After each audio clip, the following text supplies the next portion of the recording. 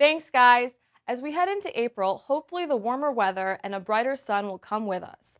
I know it's been a long winter of puffy coats and bulky boots, but before you start getting rid of your layers, protect yourself with some information on sun safety.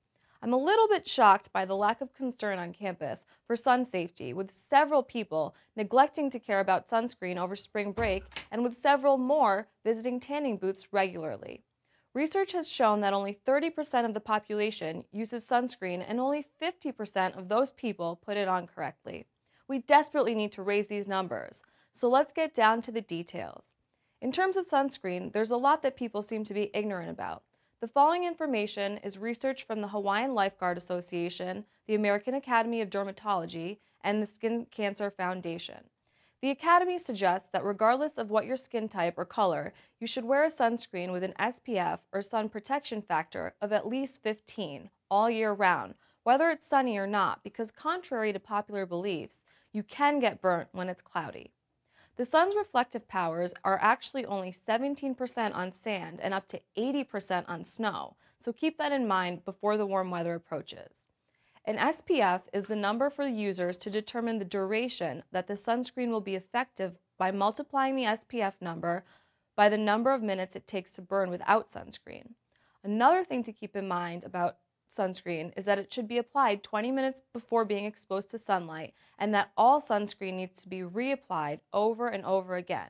Even water-resistant sunscreens need to be reapplied every 2 hours after swimming, and gels even more frequently.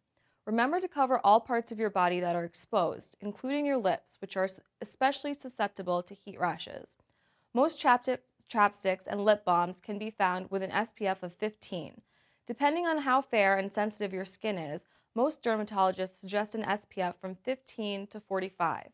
All sunscreens that are above the SPF of 30 protect from UV rays for about 4 hours. Of course, this varies a little depending on skin types. However, there is not a significant difference after 30, as the numbers have only shown to have a 1.6 difference, and SPF 60 plus needs more chemicals, which is potentially putting more toxins into your body. So I would say you're safest with sticking to an SPF 30 or 45. And as important as sunscreen is, just because you slather some on, you're not invincible to the dangers of the sun. If your skin is especially sensitive, it would be wise to avoid the sun at its strongest hours, which are between 10 a.m. and 4 p.m. In addition, wearing a sun hat and protective clothing can also help. Research has confirmed that repeated sunburns substantially increase the risk for melanoma, so do make a strong effort to avoid burning. That means lay off the tanning oil, get rid of your banana boat SPF 4 because it's just not enough, and don't fall asleep in the sun for hours.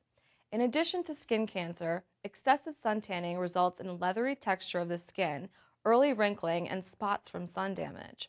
With all this sun bashing, I do feel responsible to also relay the message that a healthy amount of protected and wise sun exposure is good for you because it does provide us with the essential vitamin D, which helps your body absorb minerals such as phosphorus and calcium. In addition to the natural sun, I strongly advise everyone against tanning beds, as although they have claimed to use safe UV exposure, several studies have shown that tanning beds increase the risk of both melanoma and non-melanoma skin cancers.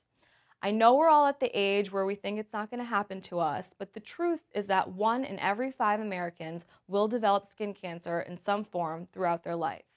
I leave you all with the thought that the only real safe tans are the sunless ones, such as the new trend Mystic Spray Tans.